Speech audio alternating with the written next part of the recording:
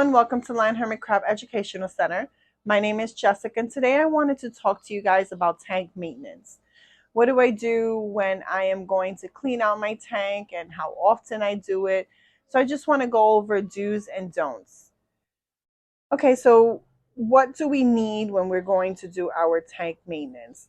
Now I just do a thorough clean of my tank once a month.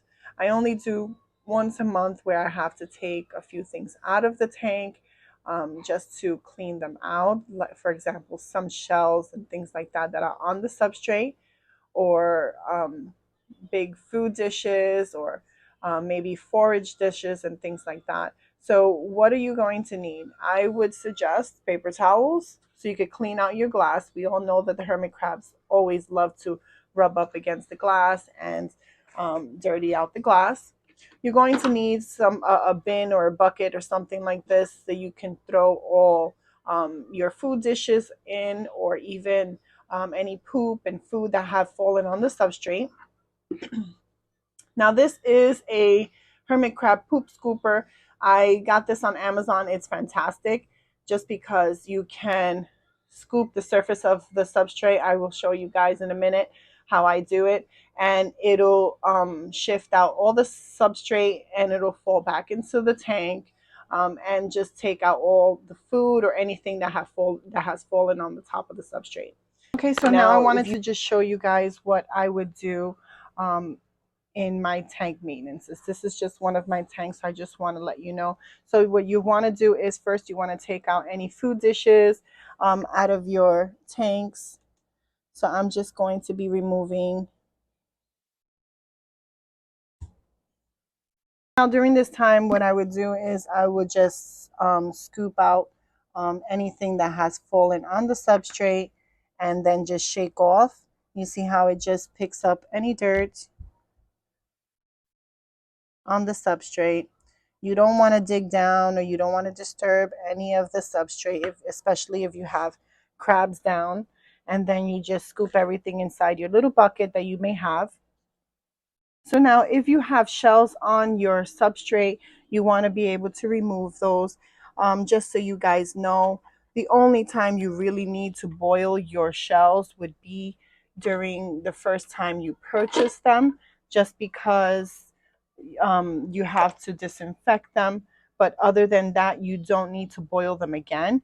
You just want to be able to put them in a bucket by themselves, just in case, if you ever have any babies or smaller crabs, they might be inside these shells. You can never be too safe. So you don't want to ever boil them again. All you want to do is just rinse them out in primed water and then let them dry and place them back in your tank once they're dried out. Now, if you have shells in your shell shops, you might not need to do any of that. You can just take them out. Hermit crabs love to put sand and poop in them. They love to poop in them. You can just shake them off and put them right back if they're not too bad. If you see that they are too bad, you could just take them out and rinse them in primed water, let them dry, and put them back in the tank. Okay, so I wanted to talk about two things. One being how we clean our items in our tank. Now, we get questions all the time asking if we add prime to the water when we're cleaning out certain items. So, for example, like ladders and food dishes and decorations, there's no need to add prime. You could just rinse them in your regular tap water. During this time when I do tank maintenance, I do like to refresh my foraging dishes, clean out anything that they make a mess of, and just refresh, add more to their forage dishes. So I do want to talk about things that are inside your substrate. Sometimes you want to organize things during this time. If you have anything that is on the surface, like you see, I have this wheel. This can be removed. It can be dusted off and put back in the tank. Anything that's inside the substrate, that's actually inside. See, like I have this wood. You don't want to remove it just because especially if you have crabs down, you don't ever want to disturb the substrate because you can collapse a cave or a tunnel and hermit crabs have modified gills. So if you collapse a tunnel or a cave, they can suffocate down there. So you want to be able to just leave those things, anything that is stuck into the substrate. Like I have these shell shops, they're in the substrate. So those things I would just dust it off with a paper napkin or a towel. The same thing with these ladders, they're firmly in. So I would work around these things gently just to not disturb any of the substrate. So now when it comes to your pools, you want to make sure that when you're doing this carefully and you're not spilling any water onto the substrate. You definitely don't want a flood in your tank. So you want to do this gently. The first thing you want to do is remove any of the decorations, rocks, seashells, whatever it is you have inside your pools, and you're going to remove those carefully and put them into a bucket. Keep something close to you so you can do that. Now, if you have filtered pools like I do, obviously, if you're going to have a big pool, you have to have either filters or bubblers. You want to make sure that if you do have sponge filters like I do here, you don't want to rinse those out just because the pool is cycled. You don't want to remove any of the beneficial bacteria that the filters have. So all you're going to do is you're going to remove them from the bubblers, and you can just pass a damp cloth or even a napkin over it to remove any of the dirt, but you don't want to rinse the filters out completely. Once you do that, you could just put them out, lay them out, and let them dry on top of a paper towel or a cloth or something, and then just put them back in your tank when they're dry. Now, there is another little myth out there where they say that you have to either change out your substrate every few months or half of it or even turn it up. That is not true at all.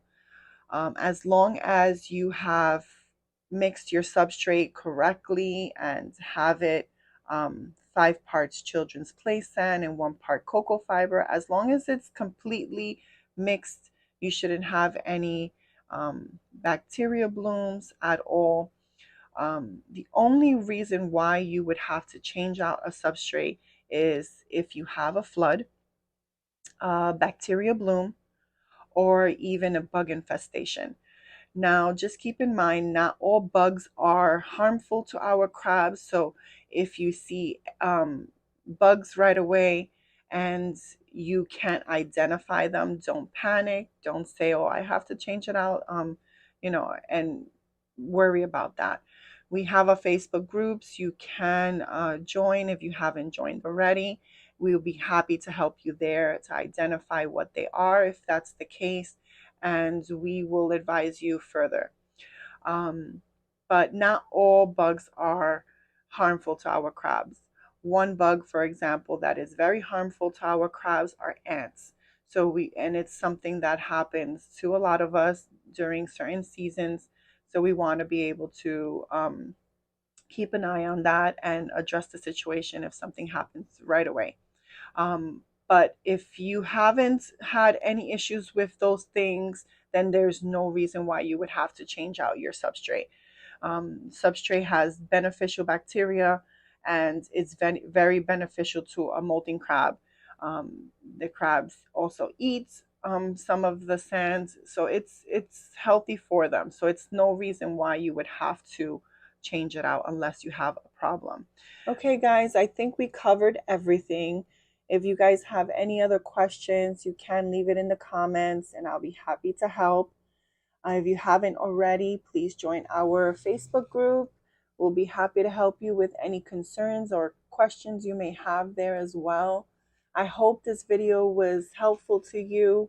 Please like, subscribe, and share my videos with others. I hope you guys enjoyed it.